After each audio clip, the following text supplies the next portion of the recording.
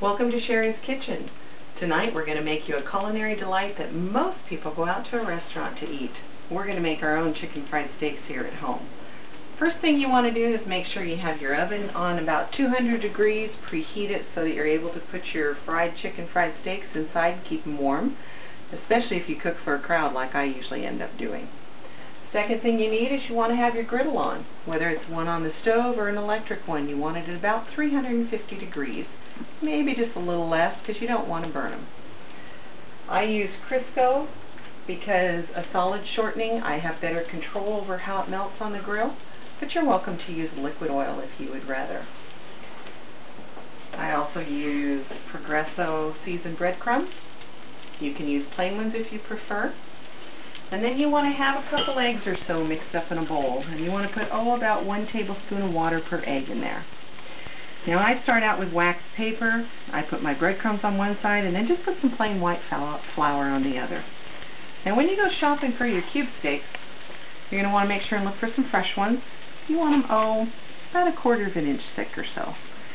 And one reason they're called cube steaks is because they've been ran through a cuber, and you can see it tenderizes them really nicely. So you want to start with your cube steak. First of all, put it in your flour. And you're going to put a little bit of flour on one side, flip it over, press it down just lightly. Oh, forgot my rings. You end up with a really big mess if you don't take those off. So you want to work a little bit of flour in there. And then put it through your egg wash. Make sure it's covered really well.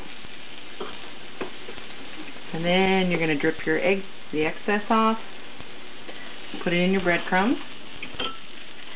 And as you work your breadcrumbs in, you're going to increase the size of your chicken fried steak. You don't need to press too hard, just work them in really gently, because you only want your chicken fried steak about 1/3 bigger than it already is. You don't want it too thin or it'll cook too fast and get dry on you. Shake your excess breadcrumbs off, then you're ready to put it on the grill.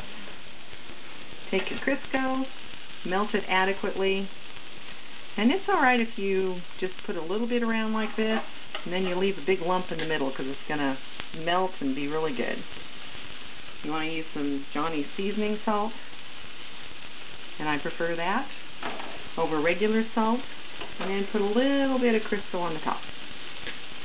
After it's cooked about 3 minutes or so, you're going to want to flip it over. You're going to have a nice golden brown. It's going to take a couple more minutes to cook it through. They cook pretty quick because they are a thin meat.